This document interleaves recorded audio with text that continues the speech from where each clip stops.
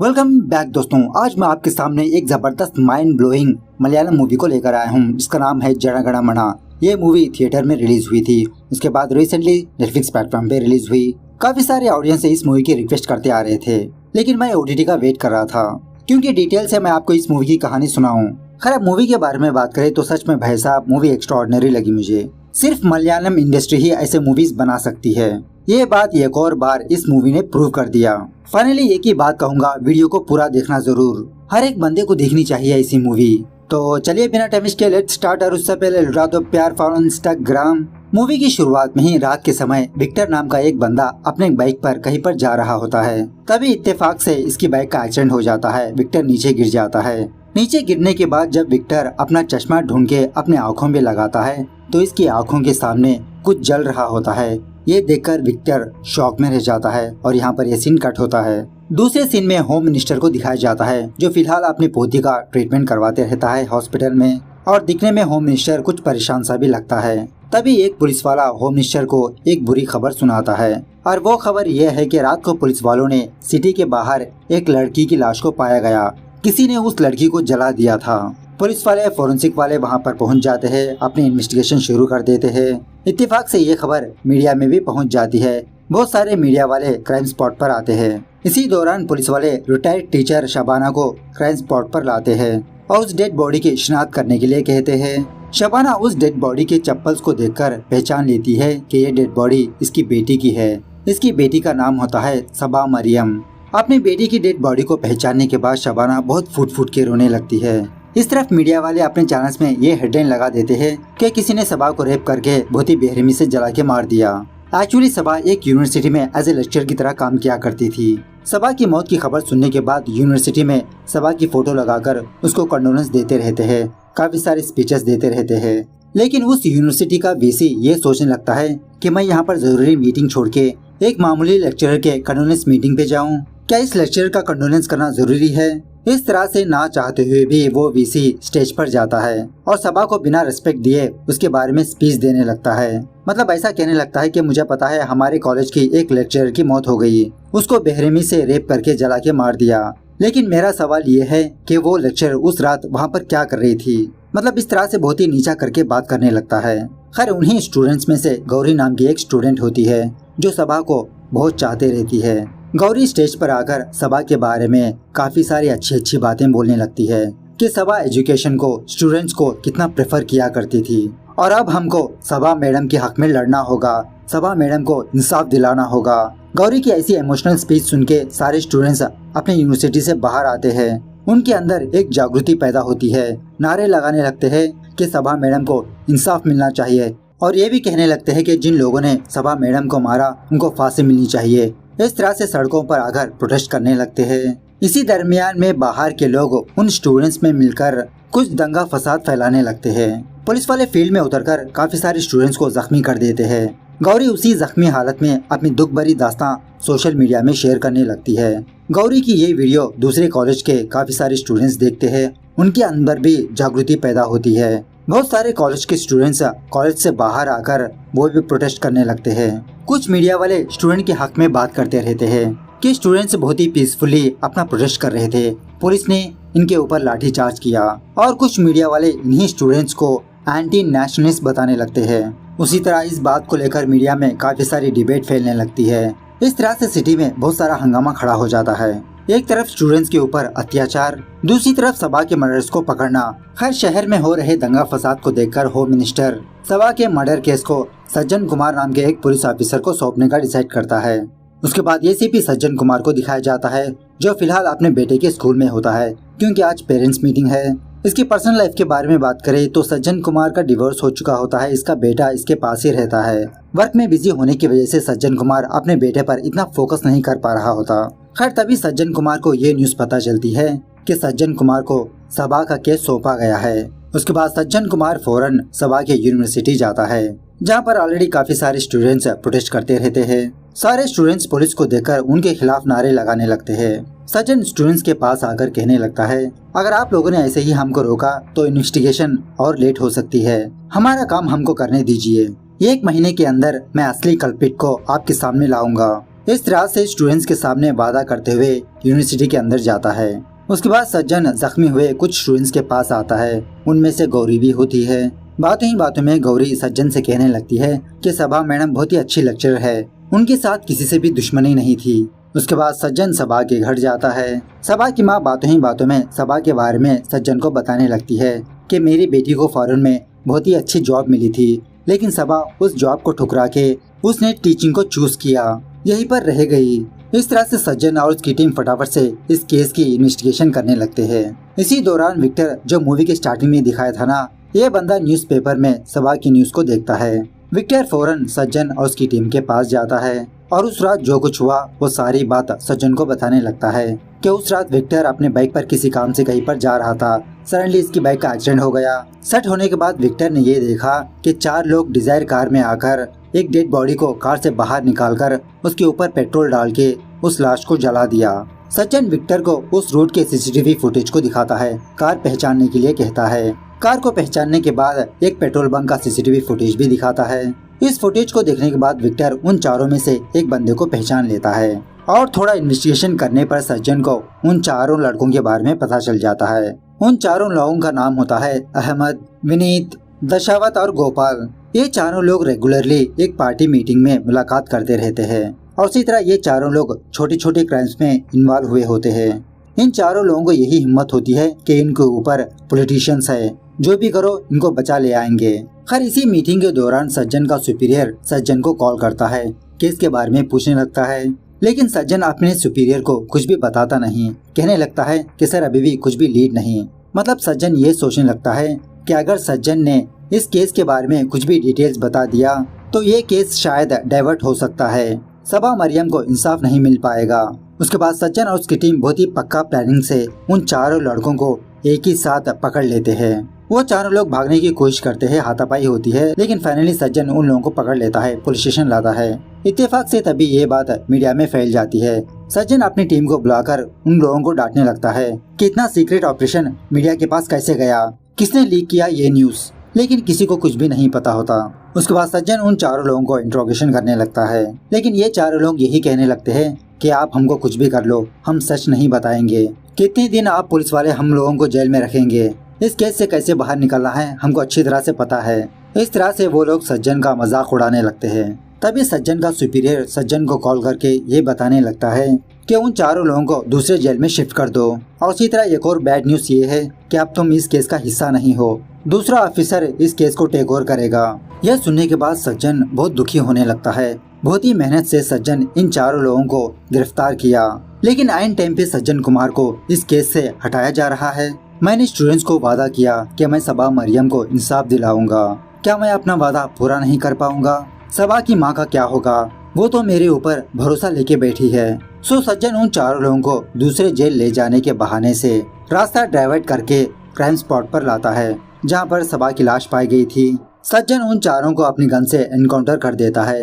ये देखकर वहाँ के कांस्टेबल्स भी शॉक में रह जाते हैं। खैर दूसरे दिन ये न्यूज सारे न्यूज चैनल्स में फैल जाती है।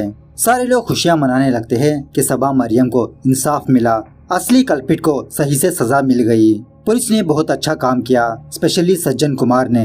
इस तरह से सारे सिटी में एक खुशी का माहौल छा जाता है। कल तक स्टूडेंट्स पुलिस को नफरत भरी निगाहों से देख रहे थे, आज वही स्टूडेंट्स सज्जन कुमार को एक हीरो की तरह देखने लगते हैं। प्रेस मीट के दौरान पुलिस वाले मीडिया को ये बताने लगते हैं कि हमने कल रात क्रिमिनल्स को लेकर क्राइम स्पॉट पर गए, क्राइम स्पॉट को रिक्रिएशन करने के लिए। इसी दौरान क्रिमिनल्स हाथ में गन लेकर हम पर हमला किया। इस हमले में कांस्टेबल जख्मी हुआ, लेकिन फाइनली हमने उन चारों लोगों का एनकाउंटर कर दिया। इस तरह से मीडिया के सामने एक झूठी स्टोरी बताते हैं। तभी सज्जन कुमार को ये न्यूज पता चलती है कि स्कूल जाते समय इसके बेटे का एक्सीडेंट हो गया, इसका बेटा फिलहाल हॉस्पिटल में है। उसी वक्त सज्जन कुमार उस प्रेस मीट को छोड़ के फौरन अपने बेटे के पास जाता है।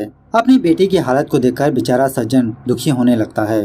तभी कुछ दिनों बाद ह्यूमन राइट्स कमीशन वाले पुलिस डिपार्टमेंट पर एक केस ठोकते हैं कि ऐसे कैसे पुलिस वाले 4 लोगों का एनकाउंटर कर दिया। सो पुलिस डिपार्टमेंट वाले यही सोच में लगे रहते हैं कि किस तरह से इस केस को जीता जाए। सज्जन बहुत परेशान हो जाता है, एक तरफ इसकी बेटी की प्रॉब्लम, दूसरी तरफ ये केस। सबा की माँ सज्जन के पास आकर इसको हौसला देने लगती है। तुम डरो मत बेटा, तुम्हारे साथ जो होगा अच्छा ही होगा। खैर उसके बाद जब सज्जन कुमार कोर्ट की सुनवाई के लिए जा रहा होता है, बहुत सारे स्टूडेंट्स इसकी हक में नारे लगाने लगते हैं और इसी तरह बहुत सारे बड़े बड़े लोग पुलिस की हक में होते हैं। मीडिया भी अपने न्यूज चैनल्स में यही न्यूज डालने लगती है कि ये केस पुलिस वाले ही जीतेंगे। तभी उस कोर्ट में एक अपाहिज बंदे को दिखाया जाता है जो अपने हाथ में स्टिक लेकर लंगड़ाते हुए धीरे धीरे कोर्ट के अंदर दाखिल होते रहता है। एक रिपोर्टर इस बंदे को देखकर सोचने लगता है कि ये लॉयर यहाँ पर क्या कर रहा है। इसी लॉयर का नाम होता है अरविंद। इस तरह से यहाँ पर इंटरवल सीन होती है। अब यहाँ से भाई साहब सारी की सारी मूवी कोर्ट में ही चलती रहती है जो बहुत ही मजेदार है। जज जाने की वजह से कोर्ट की सुनवाई शुरू होती है। रघुराम नाम का एक सीनियर लॉयर पुलिस के हक में इस केस को लड़ता है। रघुराम एक पुराने केस को रेफरेंस देते हुए कोर्ट के सामने ये बताने लगता है कि जज साहब उन 4 लोगों ने एक लड़की का रेप करके बहुत ही बेरहमी से जला के मार दिया। पुलिस ने उन 4 लोगों का इनकाउंटर कर दिया। इसमें पुलिस की हरगिज गलती नहीं है और पुलिस के इस फैसले से सारी पब्लिक खुश है। इस तरह से रघुराम एक बहुत ही इमोशनल स्पीच देने लगता है। रघुराम की बातें सुनने के बाद तभी अरविंद अपना हाथ ऊपर करके अपनी स्टिक की मदद से स्लोली अपने पैरों पर खड़ा होता है। जज से कहने लगता है कि पुलिस ने जो किया वो सरासर गलत है। जज साहब पब्लिक यही चाहती है कि फटाफट से इस केस का फैसला हो जाए, इसीलिए पब्लिक पुलिस की हक में है। लेकिन जज साहब ऐसे बहुत सारे केसेस है जो अभी भी पेंडिंग है। ऐसा कहते हुए अरविंद तमिल राशि नाम की एक औरत को कटघरे में बुलाता है। कोर्ट के सामने कहने लगता है कि जज साहब इस औरत की 14 साल की बेटी थी। वो बच्ची अपना स्कूल खत्म करके अपने माँ के काम में हाथ बटाती थी। एक दिन ये औरत और उसकी बेटी अपने ओनर के घर गए काम करने के लिए।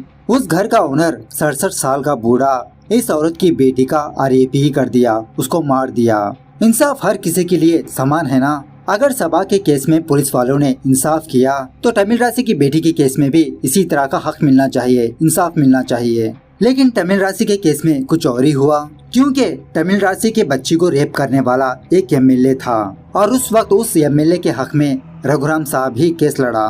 2 साल से तमिल राशि अपने इंसाफ के लिए कोर्ट के चक्कर काट रही है, लेकिन पुलिस, मीडिया, पब्लिक किसी ने भी तमिल राशि का सपोर्ट नहीं किया। वो एमएलए दोबारा इलेक्शंस में जीता। जिस तरह से पुलिस ने उन 4 लोगों का एनकाउंटर किया, क्या उसी तरह से उस एमएलए का भी एनकाउंटर करेंगे? तमिल राशि को इंसाफ मिल सकता है। ये सुनने के बाद रघुराम कहने लगता है उस केस में उस एमएलए का जुर्म कबूल नहीं हुआ था, वो सिर्फ एलिगेशंस ही थे। अरविंद कहने लगता है लेकिन सबा के केस में उन 4 लोगों को कोर्ट में भी पेश नहीं किया। पुलिस वाले ने खुद अपना जजमेंट दे दिया, उन 4 लोगों को मार दिया। पुलिस वाले क्यों उतना इंटरेस्ट लेकर उन 4 लोगों का इतना जल्दी एनकाउंटर कर दिया? रघुराम के पास इसका कोई भी जवाब नहीं होता। उसके बाद अरविंद श्वेता गुप्ता नाम की एक औरत को कटघरे में बुलाता है जो नेशनल वुमेन्स राइट्स कमीशन की चेयरपर्सन होती है। श्वेता से पूछने लगता है कि जिस दिन उन 4 का एनकाउंटर किया आपने एक ट्वीट किया था कि अब जाके इंसाफ मिला, इसका मतलब क्या है? क्या पुलिस इंसाफ कर सकती है? क्या जुडिशरी इंसाफ नहीं कर सकती?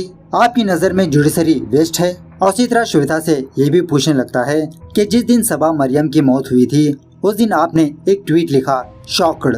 अगर आपको एक रेप शॉकिंग न्यूज है, क्राइम रिकॉर्ड ब्यूरो के हिसाब से हमारे इंडिया में हर एक 15 मिनट के बाद एक रेप होता है। क्या आप हर एक 15 मिनट के बाद शॉक कहकर ट्वीट कर सकते हो? लेकिन आप सिर्फ सबा मरियम की मौत पर ही ये ट्वीट रखा। उसी तरह तमिल राशि की बेटी की मौत के दिन आपने हैप्पी बर्थडे एसआर के नाम का एक ट्वीट रखा।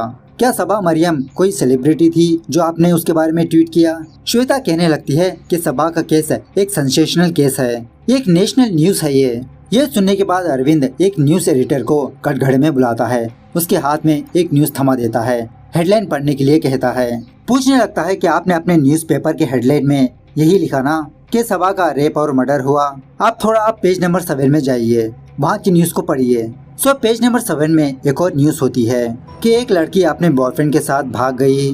दूसरे दिन उस लड़की की लाश किसी जगह पर पाई गई। इस न्यूज एडिटर से पूछने लगता है कि आपने ये न्यूज अपने मेन हेडलाइन में क्यों नहीं रखा, सिर्फ सबा के केस को ही मेन हेडलाइन पर क्यों रखा? जब आपने इस न्यूज को अपने अखबार में लिखा उस वक्त सबा का पोस्टमार्टम भी नहीं हुआ, तो आप कैसे डिसाइड कर सकते हैं कि सबा का रेप है, मर्डर हुआ? सारे न्यूज चैनल वाले, सोशल मीडिया वाले सबा के केस को ही ट्रेंडिंग पर ला के रखा। आखिरकार क्या है इस केस में? क्या सबा का केस खुद ब खुद ट्रेंडिंग में गया या तो फिर इसको करवाया गया? किसने करवाया? अरविंद की ये बातें सुनने के बाद सबा की माँ इमोशनल होकर अपने सीट से खड़ी होती है। कहने लगती है, मेरी बेटी के साथ अन्याय हुआ था, इसीलिए सारी पब्लिक, मीडिया वाले, पुलिस वाले मेरी बेटी की सपोर्ट में खड़े रहे। इस तरह से रोते हुए चीखने चिल्लाने लगती है।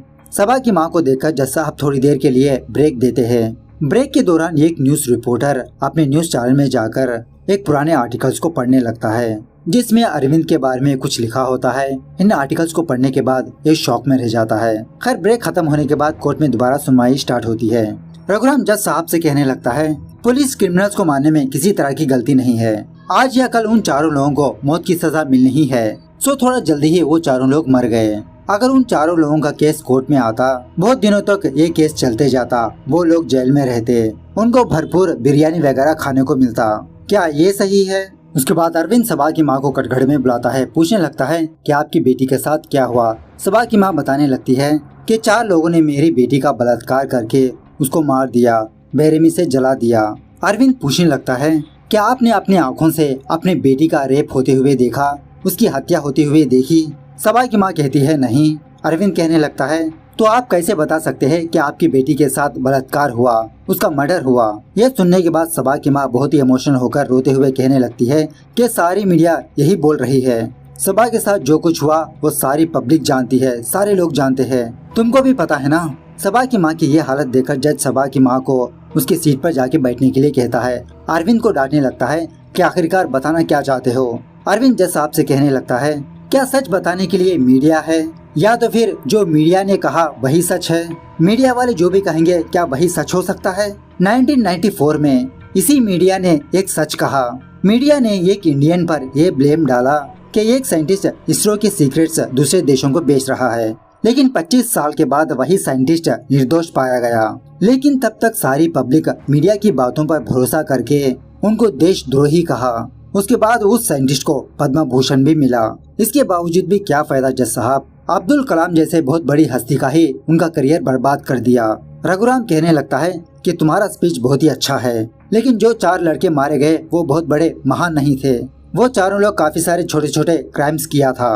अरविंद कहने लगता है, उन चारों ने जो भी क्राइम किया इसका कोई लेना देना नहीं, लेकिन यहाँ पर बात सबा की केस का है, एक मर्डर केस का है। बिना ढंग से इन्वेस्टिगेशन किए उन चारों को मार दिया। वो चारों लोग मर्डर हो भी सकते हैं, नहीं भी हो सकते। उसके बाद रघुराम एक आई विटनेस को कटघरे में बुलाता है, वही विक्टर बंदा। विक्टर उस रात जो कुछ भी हुआ वो कोर्ट के सामने बयान करता है। विक्टर का बयान सुनने के बाद अरविंद विक्टर से यह सवाल पूछने लगता है कि उन चारों लोगों में से किसने उस कार को ड्राइव कर लाया था, क्या तुमने देखा? विक्टर कहने लगता है, नहीं सर, मैंने वो नहीं देखा, मुझे पता नहीं किसने कार को ड्राइव किया।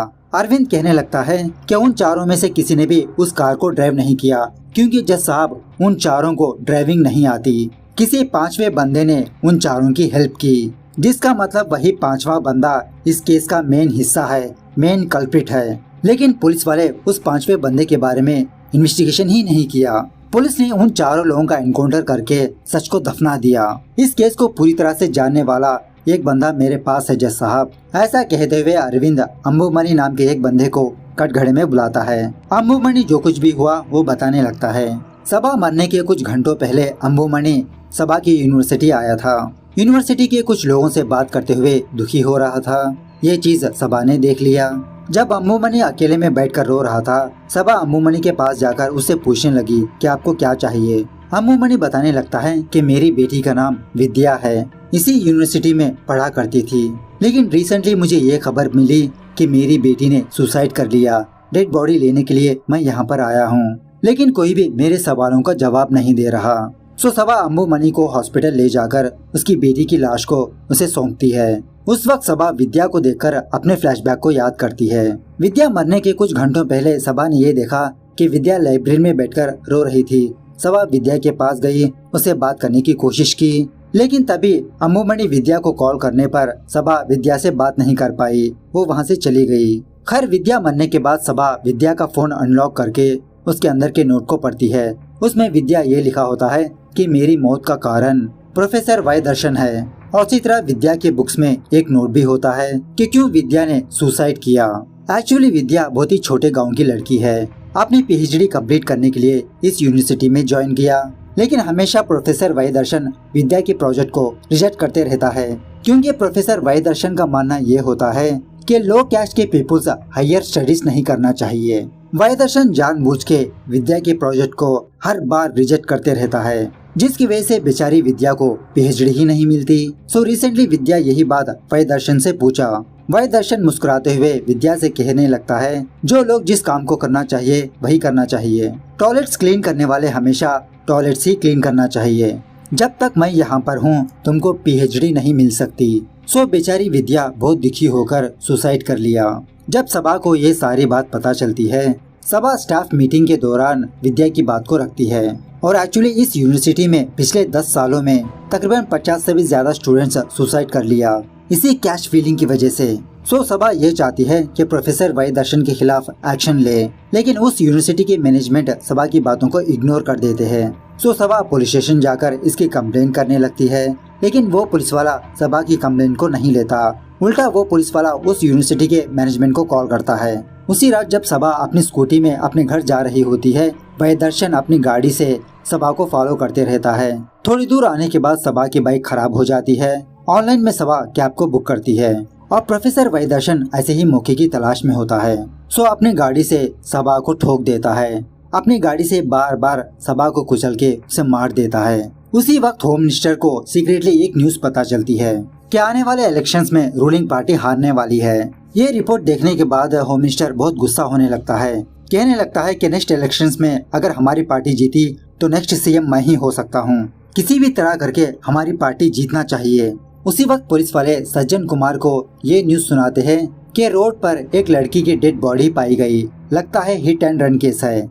अब उसी होम मिनिस्टर के पास सज्जन कुमार होता है। सभा की मौत की खबर सुनने के बाद सज्जन कुमार होम मिनिस्टर को एक आइडिया देता है कि सर अभी एक रोड एक्सीडेंट हुआ, लाश एक लड़की की है। इस हिट एंड रन केस को हम रेप और मर्डर केस का बना देंगे। सारे न्यूज चैनल्स में यही ब्रेकिंग न्यूज डलवा देंगे। सो पब्लिक आपकी पार्टी के बारे में सोचने के बजाय सारे लोग इस केस पर तवज्जो देंगे। मरी हुई लड़की एक लेक्चर थी। काफी सारे स्टूडेंट्स प्रोटेस्ट करेंगे। उस प्रोटेस्ट को हम दुगना करेंगे, दंगा फसाद फैलाएंगे। सो इस दंगा फसाद के कुछ दिनों बाद उस लड़की के रेपिस्ट को एनकाउंटर करके मार देंगे। सो इनडायरेक्टली वो जीत आपकी पार्टी की होगी। सो होम मिनिस्टर भी इस आइडिया को ओके बोलता है। सज्जन कुमार सभा की लाश को हॉस्पिटल ले जाने के बजाय होम मिनिस्टर के पार्टी के 4 लड़कों को सेलेक्ट करता है। उन चारों लड़कों से कहने लगता है कि तुम इस लड़की की लाश को सिटी के बाहर ले जाकर जला दो। अब वो चारों लोग पैसों के लालच में वही कांड करते हैं। इस तरह से अरविंद जज साहब से कहने लगता है कि इस सारे मास्टर प्लान के पीछे सज्जन कुमार का हाथ है। रघुराम पूछने लगता है कि आपके पास कोई सबूत है। अरविंद कांस्टेबल मूर्ति को कटघरे में बुलाता है और स्टार्टिंग से लेते हुए एंडिंग तक जो कुछ हुआ वो सारी बात कोर्ट के सामने बताने के लिए कहता है। सो मूर्ति उसी तरह से कोर्ट के सामने सारी बात बताने लगता है। जब सज्जन ने उन चारों लड़कों को अरेस्ट किया था, एक रात होम मिनिस्टर सज्जन को कॉल करता है। उससे कहने लगता है कि सारे स्टूडेंट्स, मीडिया, सारी पब्लिक उन चारों के खिलाफ है। होम मिनिस्टर सज्जन कुमार को उन चारों का एनकाउंटर करने के लिए कहता है। हालांकि सज्जन कुमार का प्लान किसी को मारने का नहीं था, बस गिरफ्तार करके जेल में रखो। लेकिन होम मिनिस्टर यही चाहता है कि सज्जन कुमार उन चारों को मार दे। सज्जन इसके लिए मना कर देता है, लेकिन होम मिनिस्टर सज्जन को ये काम करने पर मजबूर करता है। इसीलिए सज्जन कुमार उन चारों को सुनसान एरिया पे ले जाकर उनका एनकाउंटर कर दिया। और इसी तरह होम मिनिस्टर सज्जन कुमार को डराने के लिए उसके बेटे का एक्सीडेंट करवा दिया। उसके बाद अरविंद जज से कहने लगता है, जज साहब, पुलिस वाले, मीडिया, स्टूडेंट्स, सारे लोग मिलकर उन 4 मासूम लोगों को मार दिया, क्योंकि पब्लिक ही यही चाहती है कि उन चारों लोगों को मार दे। इसी के लिए आप लोगों ने रैलियां निकाली, धरने करने लगे, प्रोटेस्ट करने लगे। बिना सच का पता किए अगर ऐसे ही मारते चले गए तो कोर्ट क्यों है? कोर्ट में किसी का भी जुर्म कबूल होने से पहले मीडिया उनके बारे में कैसे डिसीजन ले सकती है, कैसे अपने अखबार में, टीवी, न्यूज चैनल्स में उनके बारे में फैसला सुना सकती है। इस तरह से अरविंद बहुत ही लंबा स्पीच देता है और सच में भाई साहब ये सीन गूज़बम्प्स देता है। खैर सारे सबूतों को देखकर जज ये फैसला सुनाता है कि इस केस में जो इन्वॉल्व है उनके ऊपर कमेटी बिठाई जाएगी, उनको कड़ी से कड़ी सजा मिलनी चाहिए। उसके बाद हम ऑडियंस के सामने एक और ट्विस्ट रिवील होता है। वो ये है कि सज्जन कुमार जान लिया था कि इसके बेटे का एक्शन करवाने वाला होम मिनिस्टर है। सो सज्जन कुमार सीक्रेटली सभा की केस को इन्वेस्टिगेशन करके सारे सच्चाई को जानकर उसकी एक फाइल बनाई और सज्जन वो फाइल कांस्टेबल मूर्ति को देते हुए कहने लगा कि तुम इस फाइल को एक अच्छे लॉयर को दो। सो मूर्ति ने ये फाइल अरविंद को दिया मतलब सज्जन कुमार ही अपने साथ साथ सारे लोगों को फंसाया। कुछ दिनों बाद इस केस में जो लोग इन्वॉल्व थे वो सारे लोग गिरफ्तार होते हैं। उसके बाद एक दिन मूर्ति सज्जन से मिलने के लिए जेल जाता है। सज्जन मूर्ति को देखकर कहने लगता है, तुमने जिस लॉयर को मेरी फाइल दी थी उस लॉयर को मैं ऑलरेडी जानता हूँ। मूर्ति भी कहने लगता है, मुझे पता है सर। इस तरह से अरविंद के बारे में बताने लगता है। अरविंद ने लॉ की पढ़ाई करने के बावजूद भी लॉयर बनने के बजाय IPS करके पुलिस ऑफिसर बना। जब अरविंद ड्यूटी में था उस वक्त स्टेट में बहुत सारे दंगे फसाद हो रहे थे। सो पुलिस डिपार्टमेंट के कुछ लोग रिश्वत लेकर बेचारे अरविंद को ही फंसाया था कि उन दंगा फसाद के पीछे अरविंद का ही हाथ है। बेचारे अरविंद की जॉब चली जाती है, जेल चला जाता है। इत्तेफाक से उसी जेल में सज्जन कुमार था एज ए पुलिस ऑफिसर की तरह। इंट्रोगेशन के दौरान सज्जन अरविंद का पैर तोड़ दिया, उसका डैमेज कर दिया। खैर उसके बाद प्रेजेंट डे पर नॉमिनेशन डे आता है। होम मिनिस्टर अपना नॉमिनेशन डालने के लिए जाता है, लेकिन गौरी उस मिनिस्टर के खिलाफ अपना नॉमिनेशन देती है। बहुत सारे स्टूडेंट्स गौरी के हक में होते हैं। तभी उसी वक्त अरविंद होम मिनिस्टर को कॉल करके अपने बारे में बताने लगता है। जब अरविंद सर्विस में था उस वक्त अरविंद को ये बात पता चली थी कि स्टेट में जो दंगा फसाद हो रहे हैं उसके पीछे नागेश्वर का हाथ है, मतलब प्रेजेंट का होम मिनिस्टर। उसी वक्त नागेश्वर अपने पॉलिटिकल करियर में स्टार्टिंग स्टेज पर था। अरविंद नागेश्वर के पास जाकर उसको एक छापड़ लगाता है। सो नागेश्वर अरविंद से बदला लेने के लिए पुलिस डिपार्टमेंट के कुछ लोगों को खरीद लेता है। अरविंद के खिलाफ बहुत सारे झूठे सबूत क्रिएट करता है और उसी तरह नागेश्वर अरविंद की वाइफ को ही मरवा देता है। सो फाइनली अब जाके अरविंद के हाथ में नागेश्वर लगा। सो अरविंद नागेश्वर को कॉल करके बताने लगता है कि इस इलेक्शन में तुम जीत नहीं पाओगे, यही तुम्हारी हार है, ये अंत नहीं शुरुआत है ये। उसके बाद अरविंद बिना लकड़ी के सहारे से धीरे धीरे अपने कदम आगे बढ़ाता है। इस तरह से ये मूवी यहाँ पर दी एंड होती है। मैंने सुना है कि इस मूवी का सेकेंड पार्ट भी आने वाला है, तो मूवी कैसे लगी कमेंट करके बताना जरूर। मिलते हैं अगली वीडियो में, तब तक take care, bye bye, see you soon.